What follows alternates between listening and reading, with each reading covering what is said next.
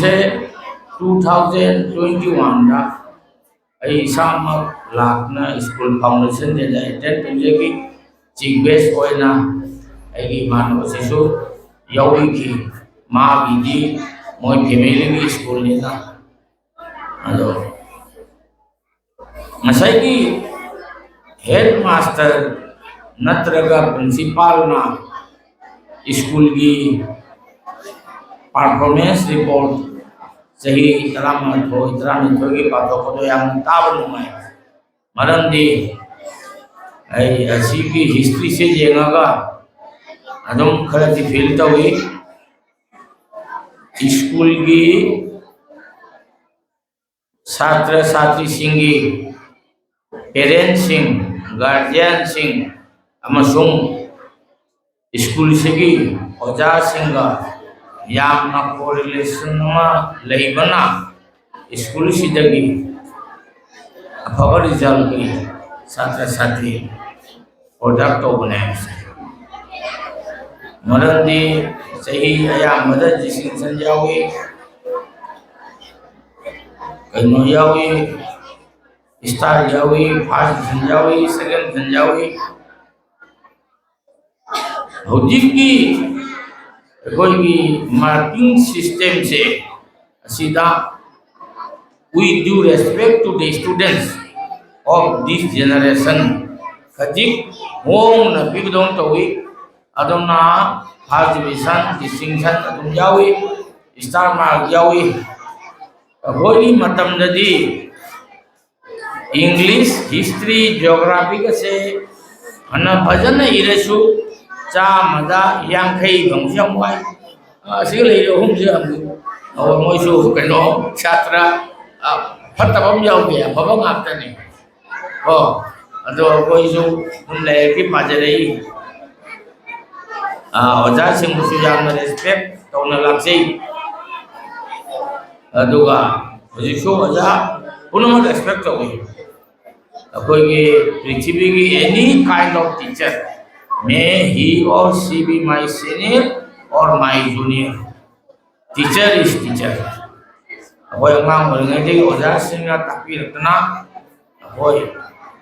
lấy cầm giấy mi hoi đúng thì bao cầm tàu giấy mi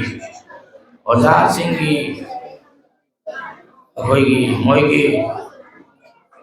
आशीर्वाद जाओ तना सुखवांग ना हoi làm mọi hoi còn sai cái ở giá bà chân xoay bị cái tại ngõ sản là giải bị cái coi cái khuyên mắc gì đó in each and every walk of life discipline changi chakchi kasi ma changi thagolo no ma changi thauna ma changi only these three we need in our life or every walk of life discipline dedication and courage hum sitani like the discipline level me do thoksi kasi level that any me angam natra ahan do mado id mark management time management health management unumakta to class aturi thogollo na je han laman de ବ୍ୟବହାର kai da bo me do madona matam chunga mahallo hal laman thogollo lebani na मागी parents और guardian सिंगना palm बदो थुंगना बचन अदु अदुगी थौना मथौताय अइना discipline अमसों थवलोन लई हायदना थौना याउद्रति ए top most केलिबर नत्र category चकम मलमदी अयोंदगी mean हेलंगने हाइसे खनबा यादे इपुक मनुंगदि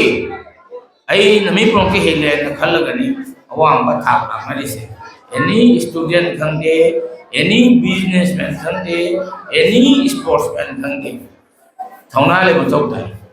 थौना ले बमे दोने इफ यू हैव करेज नंगी आईगी ngakche thakate tore mana kari hadappa mana kari solokpa mado thudokpa maduwa count ko thauta te ainabu yamna transparently chalabati ꯑꯩꯈꯣꯏꯒꯤ ꯀꯩꯅꯣꯁꯦ ꯑꯩꯈꯣꯏꯒꯤ ꯃꯤꯑꯣꯏꯕꯒꯤ ꯄꯨꯟꯁꯤꯁꯦ ꯌꯨꯝꯗꯒꯤ ꯍꯧꯕꯅꯤ home sweet home there is no place like home ꯃꯔꯝꯗꯤ ꯌꯨꯝꯗ ꯌꯨꯝꯒꯤ ꯏꯟꯚꯥꯏꯔꯟꯃꯦꯟ ꯂꯩꯀꯥꯏꯒꯤ ꯏꯟꯚꯥꯏꯔꯟꯃꯦꯟ ꯑꯃꯁꯨꯡ ꯌꯨꯝꯒꯤ ꯑꯍꯜ ꯂꯃꯟꯁꯤꯡꯒꯤ ꯑꯩꯈꯣꯏꯒꯤ ꯆꯩꯉꯥꯛ ꯆꯩꯔꯥꯛ ꯑꯃꯁꯨꯡ ꯑꯍꯜ ꯂꯃꯟꯁꯤꯡꯒꯤ ꯀꯤꯌꯥꯔ ꯑꯉꯥꯡꯁꯤꯡꯗ ꯑꯗꯨꯒꯤ ꯃꯇꯨꯡ ꯏꯟꯅ ꯑꯉꯥꯡꯁꯤꯡꯁꯦ ꯑꯐꯕ ꯑꯉꯥꯡ ꯑꯣꯏꯗꯣꯔꯤꯕꯅꯤ ꯑꯗꯨꯒꯤ ꯁ꯭ꯀꯨꯜꯗ ꯂꯥꯛꯑꯦ स्कूल की ओजासिंदा चप चाना डिसिप्लिन लेबा उठपा ओजासिंग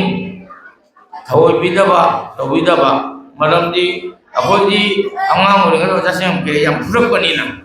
साजे ममम तुम फुरकपनी याम के ओजासिंग अखोई सिगा हममिबा अनि से ओजा रियासी खुफु ओजा सामोय खुफु उरपा ngatane अखोगी तानी माय हाइदा चौकीदार दो अदुना साजे इल्लगा थाव जरे नुसा जाए थमे जो साजे जो नको फुरे में नंगन दको जो खरी लांगई लांग इसे यम चरे अदना नुबी मचा सिंगी लांग दनी चे किया साथे ओजान सु ओरा पाप सु या फुदे को जरे यम फुरे से अदने अकोना अबजी अकोना असेगी पेरेंट्स सिंदा हजनिंग बदी अंगांग सिंगसे अकोगी मचा मसु सिंग डिसिप्लिन अमसुंग थवलोन लेहनबियु अमसुंग आईडी थौना लेबगी अवेयरनेस काउंसलिंग पिबियु अदोरदी अंगांग सि मांगो अखोइदी कॉलेज तमपदना सिगले बखोय मरी से अखोय डीएम तमय अमन दो तमय अमन तमय को संदा था सन थादो को दोनो थादो रे मिने करीम कंट्रोल ले कोनते नंग चानिंग बना पिचारु सो हाउ बना पिचार नंग संगो ना ठोकनी ना पांग दो थादो रे मॉनिटर फर्नीचर ले कोनते अखोय इसा नदिकी अंगांग सिंग सिजत में मा पाना ला ले अजेदी आतासना की मचानुपी अनि दो तासना ला स्कूटर द चलगा थिल्ली अयु चले नायवा मदो देशुम अइदिंग मोय अइ जाउ मोय अदोने हुजिकी मॉनिटर से कन्ना कंट्रोल से तो हुनिना आंगांसिंग हनी अदो इन हाइजनिंग बदी आइदी मागी स्ट्रीम मतुंगिना मागी अपाम मतुंगिना आइदी कोर्स तो तंबिउ अदो आर्ट्स खंगे कॉमर्स खंगे साइंस खंगे अइना अपाम दु चलगनी अइना टॉप ओइदोरिसे अदुगा अखोगी एसएससी दा थर्ड डिविजन नत्रगा सेकंड डिविजन फावेना हंदनंगाई सुलेते मरमदी लाइफ इज मूविंग ऑन अइना मथा मथा कारागा अइगी लेवल दुना मसाइगी टीचिंग जजर पंगांग दोगी अइने हेरो एक्चुअली असने लाइफ से अना कतंग चावराबदी होनबसे हेन कनबा ताबा होनबा कल्लबदी उनमक माइ पाए टैलेंट ना मतम पुनो तो अबियाते टैलेंट कम लेवल ननी कोई मी ओरे से एनी वाक्टा स्पोर्ट्स खंगे जगो देखंगे से देखंगे हाउ रिविजन से अदुगा मसाइकी स्पोर्ट्स सानो बाहर से स्पोर्ट्स तो की कोई मागी बेनिफिटम लेगरे मागी माना यामवांग सानबंग अमबदी आईडी मागी नेशनल गेम्स इंटरनेशनल प्लेयर होय पाबदी मा आईडी गवर्नमेंट एम्प्लॉय होय नत्रगा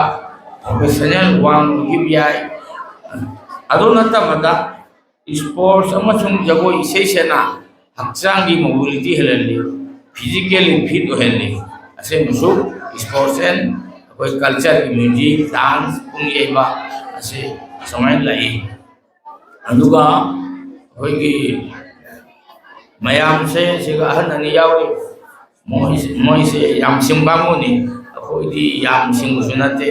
मोयना याम फजंग ngare कोई मयाम ngam ताबी रे कोई से स्कूल से एगी नाउ पुंजा दास ना रन तो स्कूल ने अदो कोई पुंजा दास तो थागा तबंगम दे मरमदी सिगी हॉल से प्राइमो निमाइगा अखोइगी इंदोन के मिंदा थोंदो उई मसे मचा मोइबगी ख्वाइदगी अचौबा कंट्रीब्यूशन ने कोइना आइदी कोइबो ताइबंग सिदा फावलिबसे कोइगी ओपिरपा इपा मसुम इमागी दाननी कोइना फनयामना चावरबसु फनयामना हलोरबसु इपा मसुम इमागी ममिंतदी कोइसे अंगांगनी अदना इपा इमाबु ahal lamanbu thamodagi tasengna nungsiraba mado mi ora dewa laite ipa ima amasung ahal laman thawado mido adodi mi oiroi aduga ipa ima amasung ahal laman thawoiba makoi thaksi khasu utpa makoi isor gumban hena khanba adugumba mioi singdo adudi loina mi ogani khali aduna koina apil ma tawjaningi siga phami singse mang phami singge result bhajagi ba cha sing oramane we are proud of you aidi result bhajaba hai sisu ahin hintum dana parapam changi mina alilai de jungda bhawa mini sei ngai de jungda bhawa du makhal jung changuni aidi dana aidi result bhajari bangang singse karadi maki life ki enjoyment and entertainment sacrifice toraga life adubu metric ka result bhajari haidana mathang haidi graph se khara consistent hoitaba mathang haidi chaptana lapataba kariba down chachasu make up tawataba aduni life haisi ana koina asa tawi school sidagi haidi school sigi abawa chhatra sing amasung result no kiwa chhatra sing khudingmak magi mathangi step ta kan hona biduna mioiba mamam orakani amasung masa gi profession da wamba thakar lakani amasung ekhoi gi meitei samaj kangde Rongmai samaj kangde miyo bagi samaj khudingda akhoi cheng pangboi na miyo ru nungsiba miyo mamorakane khali school se chapat kisano maramdi se rural area ni remote area di lam tamba icha bomba ngaptani aduna school sina mayam sigi mateng pangbese ase school sigi management committee amasung school sigi oja sing punamukta aina hanan kai punawchari school sidagi result bhajana thokiba angang sing punamukta su aina respect tawjai aduga goigi tinbiriba parents sing je so respect tawjai angang singde na pilama thamjai na english medium tamasu micharon ta di bhajana ngangbi waina maram de hana de khoina hinau se kari kawi papa ai hangi mango kawi ai na igi kari ai hangi mango se micharon de kari kawi papa ai na hinau kawi hai difference is there andona ai loan micharon hoigara homia hoigara bangali hoigara Rongmai hoigara ai loan to di mayak singna khamon thautai ai loan mayak sing khangani atopa loan da aina ai speech figure aina igera mal help police ai wasida asoi ngam jaro su maya maro bino maselo senjara thank you